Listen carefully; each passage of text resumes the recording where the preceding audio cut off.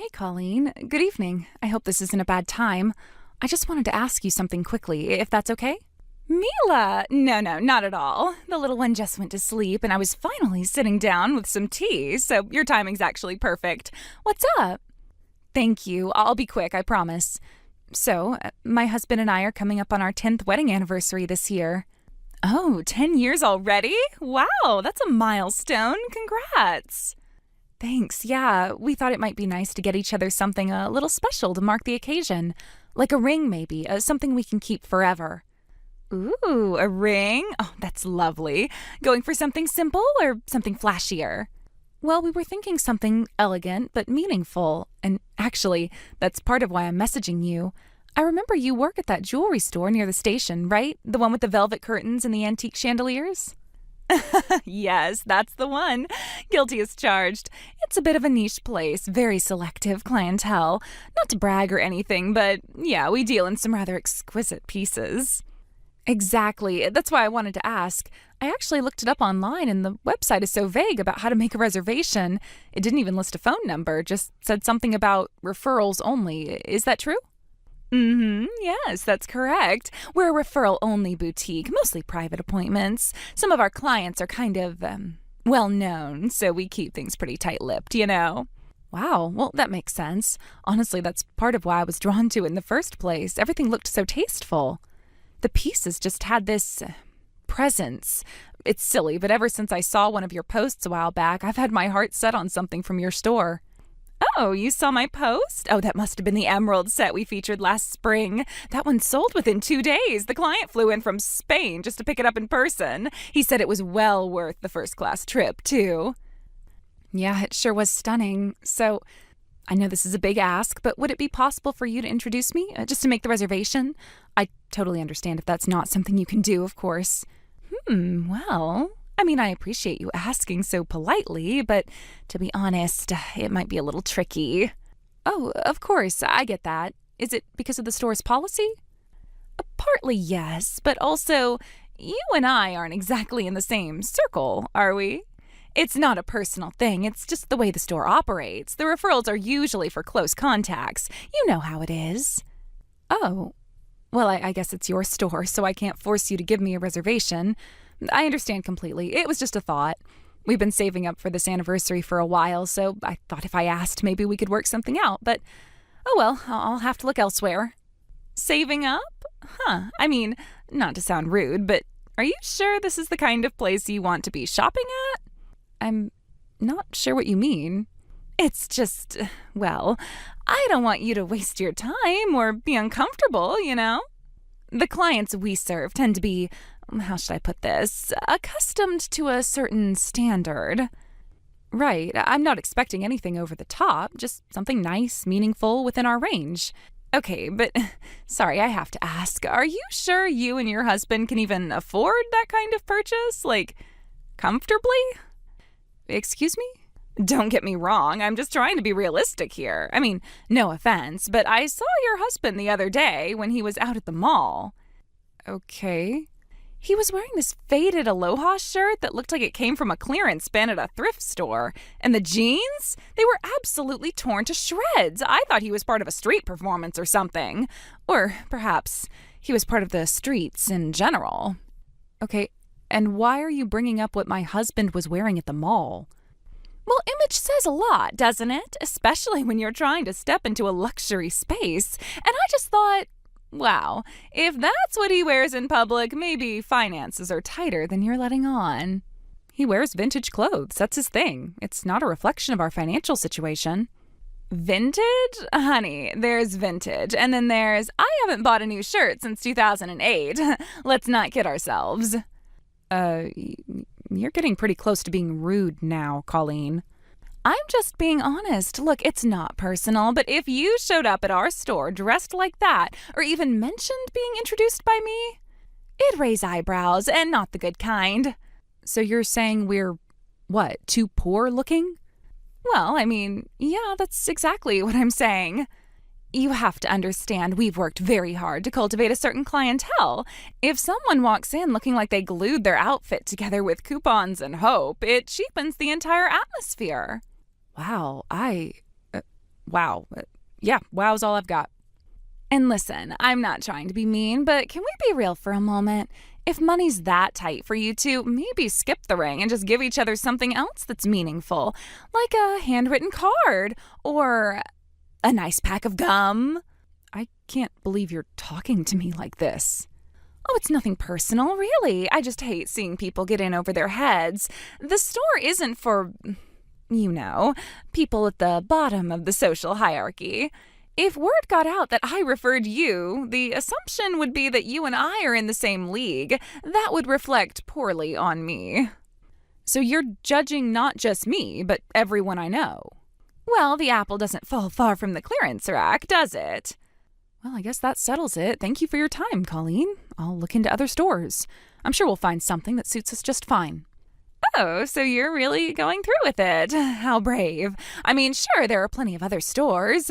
None quite like ours, of course, but I suppose somewhere out there's a jeweler who'll sell you a modest little trinket.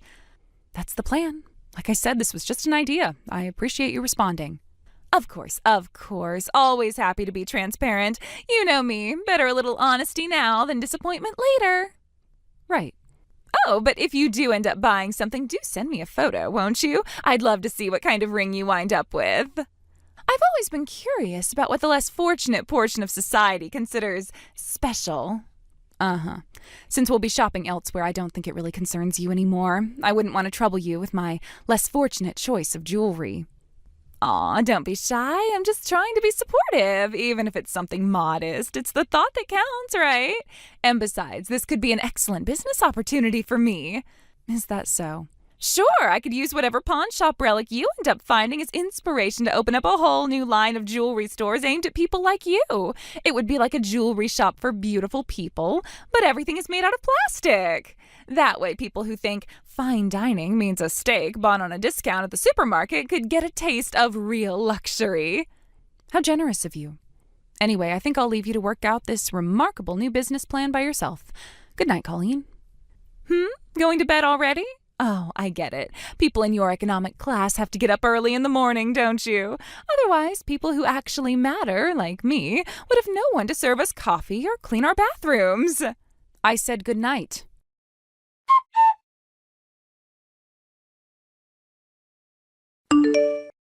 Mila, what's going on with you today? Were you just pretending not to see me just now? I was waving like an idiot in front of the daycare, calling your name. You looked right at me and walked away. So, yeah, do you have anything to say to me? Not in particular, no. I saw you waving, yes, but I didn't feel like acknowledging you, so I didn't. That's all. Wow, seriously? You mean to tell me you're genuinely giving me the cold shoulder like some high school mean girl? Back up. I'm the mean girl? After you insulted my husband, mocked our finances, and spread your vicious lies about us around to anyone within earshot? Oh, come on, that's not what happened. Don't lie, Colleen. I know exactly what happened. You took my request, which I made politely and privately, and turned it into a running joke. You told people I was begging. You called us bottom feeders. You told people we should be putting our money toward having presentable clothing rather than jewelry. Oh, you're still on about that. Mila, it was a joke. You can't honestly be mad about that. A few offhand comments between friends are nothing to throw a hissy fit over. And as for word getting around, that's not my fault either. People talk. I can't control it. Let's make a few things clear. First of all, you didn't just make an offhand comment, Colleen. You decided I was beneath you and went out of your way to humiliate me for even asking about a ring. Then you went to all of your friends and started spreading all sorts of vile gossip about me and my husband. I think you're being way too sensitive. I just said what everyone was thinking. You know how it is. If someone walks into a luxury store and thrift shop clothes, people notice. You don't know anything about us. You made assumptions and treated us like garbage. That's not honesty. It's just cruelty dressed up in pearls. Okay, fine. So I was a little blunt, but can we move past it now? Actually, I meant to ask you something. I noticed something today. Were you wearing a ring? Why, yes, Colleen. Yes, I was. I thought so. I only saw it for a second, but it practically blinded me. That diamond, that wasn't costume jewelry, and the setting, it looked custom. I know jewelry like you know the welfare system. My goodness, you do have very good eyes for jewelry, don't you? If it looked custom, that's because it was custom. Wow, I have to say I'm shocked. No offense, of course. It's just, when I think of you, I don't exactly picture high-end custom diamond rings. Yeah, you made that perfectly clear the last time we spoke. Oh, don't be like that. I'm actually trying to give you a compliment here. Honestly, that ring had presents. Where did you get it? Was it a surprise? Anniversary gift? My husband and I designed it together to celebrate our anniversary. We both got rings, actually, so my husband has one with a similar design. Seriously, you two? Wow. Honestly, good for you. That's bold. So now I have to ask, where on earth did you get that ring, and how much did it set you back? Since you're so curious, we were referred by another friend, not to your store, obviously, a different boutique, one that didn't make a sport out of belittling people who had the audacity to ask for a reservation. Oh, really? Which boutique? I can't think of any that would both custom make a ring like that and let people like you in. It doesn't matter. What matters is we met with a designer, sat down together, discussed stones, cuts, metalwork. We went full custom, and the pair of rings came out to $600,000. 600,000? That's right. For both rings. That's how much a one-of-a-kind, custom-made, high-end ring costs. You should know that. You're joking. That can't be real. You expect me to believe you spent that much? Oh, come on, Mila. I saw your husband's clothes with my own eyes. I could smell the thrift store from across the parking lot. And that right there is your problem. You think you can assess someone's worth from the fabric on their back. Well, excuse me, but when someone's wandering around in torn-up jeans and a wrinkled aloha shirt from 1985, I don't exactly assume they're rich. That wrinkled aloha shirt is a vintage button-up made by a team of native Hawaiian designers. It's one of only 4 of its kind. The jeans were hand-dyed and part of a limited production run that was made for the board of directors of a Swiss bank. Collectors would pay over $100,000 for either of those. What? But, it looked like something he pulled out of a donation bin. Because you don't know what you're looking at. You see frayed denim and loud prints and assume cheap. Meanwhile, people who actually know fashion would recognize it in a second. So he's not unemployed? No, Colleen, he's not. He works in international trade, specializing in exports and acquisitions. And when he's not doing that, he manages a rental property he inherited from his grandfather. The mortgage is fully paid, so anything we earn beyond property taxes is pure profit. He could probably quit his job, and that property alone would be able to sustain our current lifestyle. You never mentioned any of this before. Because I don't need to. We don't wear status on our sleeves. And I certainly didn't think I had to justify our income just to ask you for a favor. But you made it sound like you were on a budget. You said you'd been saving. Saving and struggling are not the same thing. We're careful with money, yes. We don't buy to impress strangers. We buy what matters. 600,000? That's more than some people make in a year. What do you mean, some people? We're not talking 1% or even 1% of 1%. How are you so clueless about how people in this country actually live? But setting that aside for a moment, let's have some real talk, shall we? You turned away a client who was ready to drop 6 figures just because her husband didn't look the way you wanted him to. How do you think your clients would feel about that? And if that doesn't do it for you, how do you think social media would feel about that? Okay, calm down, Mila. If I had known, I swear I would have brought you in myself. I mean that. I could have given you a full VIP experience, private vault access, champagne service, whatever you wanted. It's too late for that, Colleen. No, it's not. Just hear me out. I'll waive the appointment fee. I can get you a consultation with our head designer. I'll even offer you internal pricing, just between us. You won't believe the pieces we reserve for elite clients. You already showed me what you reserve for the people you think aren't elite. That told me everything I needed to know. But you didn't give me the full picture. I didn't know your husband was in international trade, or that you had property income, or that you could drop $600,000 on jewelry. Why would any of that matter? Because if I'd known, I wouldn't have...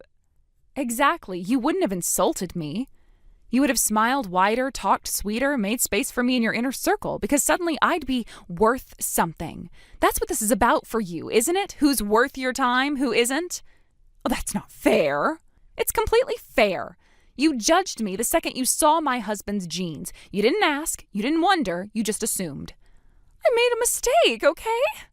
A mistake is forgetting someone's name. What you did was deliberate.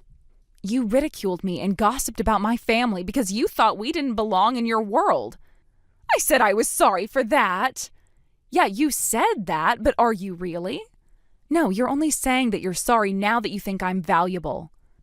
But can't we move past this?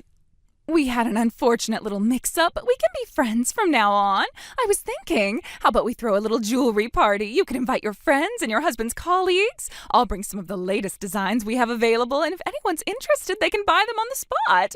What do you say, Mila? I say you won't be hearing from us again. And I'll be making sure no one I care about walks into a store where kindness is conditional.